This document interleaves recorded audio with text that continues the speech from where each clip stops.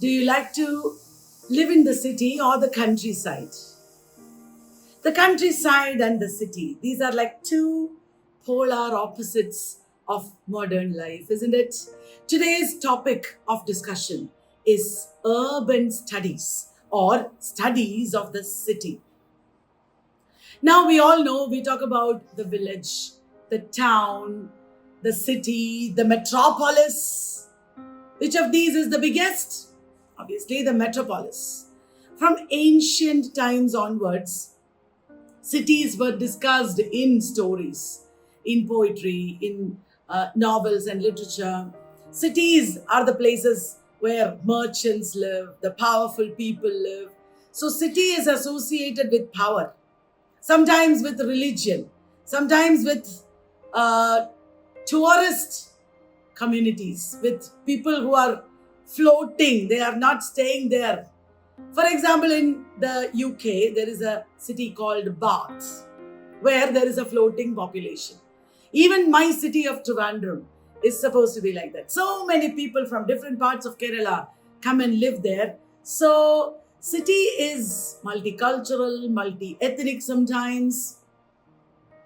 The oldest city in history that I can remember is Uruk in the Epic of Gilgamesh. Do you know that is the oldest of the epics? There, Uruk, Uruk, one city is there. And then the next major city in ancient period is Rome. The founding of Rome is the theme of which epic? It is the Aeneid of Virgil. Uh, think of English literature. The oldest modern writer, the father of modern literature is Chaucer, Geoffrey Chaucer. What is he talking about? Pilgrims from London going to Canterbury. So London and Canterbury, the two focal points of the poem, the book, is actually very significant. So the town and the urban center of London and the urban religious center of Canterbury. That is what you see here. So, cities are not just backdrops. Cities are more like symbols. They are like a character. There are many novels in India, for example, where Delhi is like a character, or Bombay is like a character, or Kolkata is like a character. So, a city, what do you mean by character here? A city is like a complex social system. People are dominated by the nature of the city. It is not easy to survive in the city. Now, when we say city, we think of power, we think of technology, we think of urbanization, we think of planning, isn't it? It was in the 18th and 19th centuries, as a result of industrialization, that cities were planned and rich people began to live in cities. But there was also the seamy side of the city, the other side of the city, where the poor also lived. The cities became huge and crowded. The poor people living in the outskirts of the city or living in some parts of the city, they suffered a lot. There was a lot of squalor, misery, poverty associated with cities. Which writer can you think of in this regard? Charles Dickens. Charles Dickens's London is wrought with such troubles. Oliver Twist, Bleak House, isn't it? Uh, Our Mutual Friend. These are novels where Charles Dickens has depicted the very poorest of the poor, the slum dwellers, the people struggling for their daily subsistence. So, social class is an important issue, always related with cityscapes and city narratives. Do you know the city associated with Charles Baudelaire? That is the city where all the artists, actors, all the people who took culture forward lived. That is Paris, the city of Paris, the Paris of art galleries and museums, the Paris of art, music, dance. In one house in Paris, Gertrude Stein hosted a party of a lot of writers and thinkers and artists at this time. So, such house parties abounded in Paris. These are all very important features of modernism. In Baudelaire's Fleur du Mal or Flowers of Evil, he has depicted the dirty underside of Paris. Who depicted the dirty underside of Dublin? Many people did. Famously, James Joyce. Yes, James Joyce also depicted the pettiness, the mechanical materialism of the city of Dublin. Do you know anybody who depicted New York? Many people have done. Yes, New York is the American city, which is like a monster. Why did I say monster? Because I was reminded of William Wordsworth standing on the London Bridge or the Westminster Bridge, looking at the sleeping London and saying that this is like a monster. Now it's sleeping, but when it comes alive, it is so bad. Isn't it? So why don't you comment in the chat box the people who have depicted New York in their writing. Bombay and Kolkata, I have already said. Maximum City is about Bombay. Do you know who wrote Maximum City? Suketu Mehta. Do you know who wrote about the drug culture of Bombay in Narcopolis? Who talked about the drug culture of Bombay in the novel Narcopolis? It is Jeet Thayil. Who talked about the shopping arcades in the city of Paris? It was an unfinished project of this writer. He started writing about this and then left it unfinished. He died. It is called the Arcades Project. It is Walter Benjamin, the Frankfurt School theorist, Walter Benjamin. All right, guys. So we have been talking about city narratives. Do you think the theory of sociology can be applied? There are sociological theories related to cities. Obviously, sociology is a sure theory that we can talk about when we talk about cities, right? Sociology. And do you think geography? Of course, geography. Space studies. Do you know any theorist of space studies who has talked about the spaces in cities?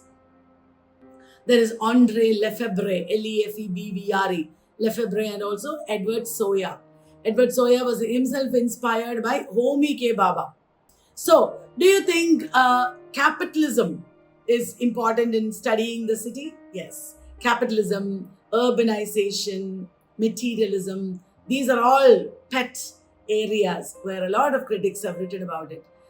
Do you think the Beat Generation writers are important authors in this regard?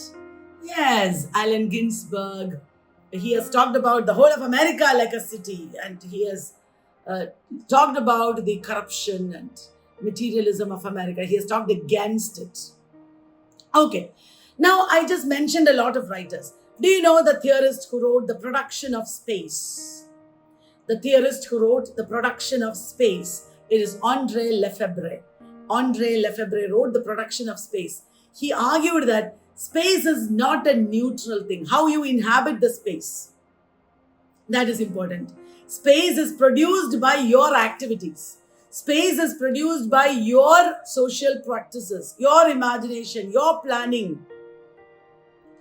So space is not a neutral, objective thing. That is what spatial theory is about. What is first space, second space, third space in Edward Soya? Okay, let me tell you something. Suppose I am coming to your city. Where are you from? Okay, somebody said Bhopal. Suppose I am coming to Bhopal. First, what am I looking at? I am looking at the map of Bhopal. Where am I going? Which part of India is it? That is first space. Secondly, I am looking at the representations of Bhopal, pictures, photographs. That is second space. When I actually come and live there, I see the people, I eat the food, I experience the climate and the clean streets and everything. That is when I experience third space. Okay? It is Edward Soya, S-O-J-A, who talked about it. So, lived space, that is the concept. Space as a lived entity. So, in all these cases, in most of the concepts and theories we have talked about, you have seen that everyday life is very important. I have been talking about various aspects of cultural studies and contemporary, um, knowledge systems. And you know that everyday life is a very important entity in all these things. Okay, and do you know who wrote The Practice of Everyday Life? That's a very important founding text of everyday theories. It is Michel de Certeau, Certeau. Michel de Certeau wrote The Practice of Everyday Life. What is he talking about here? How ordinary people inhabit everyday life spaces, isn't it? How everyday life defines our identities and politics, and it is something that is lived, the lived reality of culture. Right.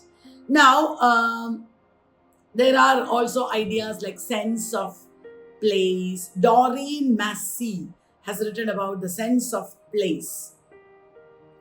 Uh, Maybe there are lots more theories that I have missed out. Writers are there, of course. London, as depicted in The Wasteland, for example. The Wasteland, where people do not belong, they do not find any meaning in their lives. They are fragmented and broken. Their lives are torn apart, isn't it? Not only T.S. Eliot's The Wasteland, but also Mrs. Dalloway by Virginia Woolf also depicts London like that. There are so many other concepts. This concept of space is not very monolithic. It is not very monolithic. The concept of space is gendered. The concept of space is written with racial meanings. So, Black American writers, African American writers have also written about New York and its cities. For example, I'm reminded of Ralph Ellison's Invisible Man, where the modern city is represented as a racialized space. It is not the same for the black man and the white man. If you examine Toni Morrison's novels also, you can see similar things there. Okay, talk about the cities and people inhabiting the city. Let me ask you a question. I was born in the city of Bombay. Who said that? I was born in the city of Bombay. Yes, that is Salman Rushdie's Salim Sinai in Midnight's Children. So, Salim Sinai is inhabiting the city of Bombay, Agra, Delhi. All these appear in Midnight's Children. And Bombay is a multi-layered city. It is a very multi-layered, complex city here. And personal story is intertwined with the national and the political. So this city, which is inhabited by Salim Sinai, becomes a symbol of India's identity. Which city is depicted in, let me ask you, Arundhati Roy's The Ministry of Utmost Happiness. It is a city of Delhi. The city of Delhi is a city of graves and rebellions, the city where Anjum, the transgender woman, is struggling. So a place where people have built a lot of trauma and cruelty, as also care and resistance. African American depictions of city I was talking about, I forgot one important text called Open City. Have you read about Open City or have you read it? It is by Teju Cole, Teju, Teju Cole. The narrator is walking through New York and the man walking through the city, like Leopold Bloom and Stephen Dedalus in Ulysses, or Teju Cole's narrator in Open City. What is that called? Baudelaire was that. It is called a flaneur, F-L-A-N-E-U-R. Flaneur means a wanderer in the city. He is wrought by displacement and memory and hopelessness, aimlessness. Right. Which other writer shall I talk about? Of course, Amitav Ghosh. Amitav Ghosh talks about Calcutta, Delhi, Dhaka, Shadow Lines is there, then Glass Palace, Calcutta Chromosome. So many novels are there where he talks about the post-colonial city. So does V.S. Naipaul. V.S. Naipaul also talks about the post-colonial city as a crammed space full of corruption. I'm reminded of Suffrage of Elvira and Miguel Street and all that. So none of these is a new thing. All these have been taught and prescribed in university syllabi. A lot of people have written about it. Today, we might say that we are global citizens who live beyond the boundary of one city. Me, for example, half the week I live in Trivandrum, then half the week I live in Ernakulam. Sometimes I'm in Bangalore, sometimes I'm in Chennai, sometimes I'm in Delhi. So many of us are traveling. We don't belong anywhere. We are like migrants. Where is your home? I don't know, because Trivandrum is supposed to be my home, but I'm not there all the time. And we are global citizens, and also many of us are virtual citizens. Even though we live in one city, we are not traveling very much there. We are living in a virtual space mostly. So globalization has changed the scenario a lot. It was in the modernist period that we had flaneurs, or the wanderer in the city, the scroller who's observing the shops and crowds and the people and feeling like an outsider, looking at the commodity culture. That reminds me, the ulta of a flaneur is there in Untouchable, where Bakha, Mulk Raj Anand's protagonist, is walking through the town where he lives and feeling like a stranger for another reason. So, I told you about the Society of the Spectacle by Guy Debord. In that context, one term we can think of: psychogeography of the city. The psychogeography, people talk about that now. Then there is within the city spaces which are the other of the city. Within the city, there are many concepts. Within the city, there is a public sphere. Okay. There are also heterotopias, like a cemetery can be a heterotopia, like a pub can be a heterotopia, where people go and hang out like an escape. It is not part of the mainstream city. It is the other space of the city. The other space. Right? Heterotopia, the concept can be applied in city studies and urban studies. The city is largely a space today of the urban middle class, or we even have the term metrosexual. So everybody desires to be a metrosexual. People living in small towns want to go and migrate to the city. People living in Trivandrum will say, we want to go and live in Ernakulam. People living in Ernakulam will want to go and live in Bangalore. People who live in Bangalore might want to go and live in New York. Like that it goes. So this idea or concept was there all along. It was called gentrification. From the lower to the higher level, we want to move. So gentrification. This is there in British literature a lot. Talk about British literature, I forgot to talk about London. Zadie Smith's On Beauty, for example, White Teeth and all are very important texts related to Londonscapes.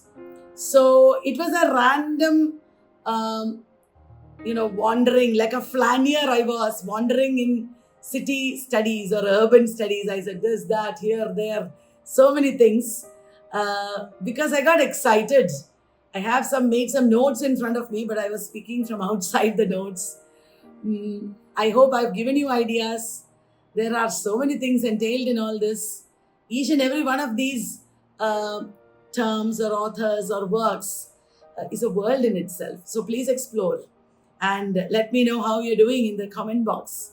If you like the videos, please do let me know. I request you to like the videos, share the videos with your friends, so that let everybody learn, let everybody think and do research. Okay, that is our aim. Thank you very much. See you again soon.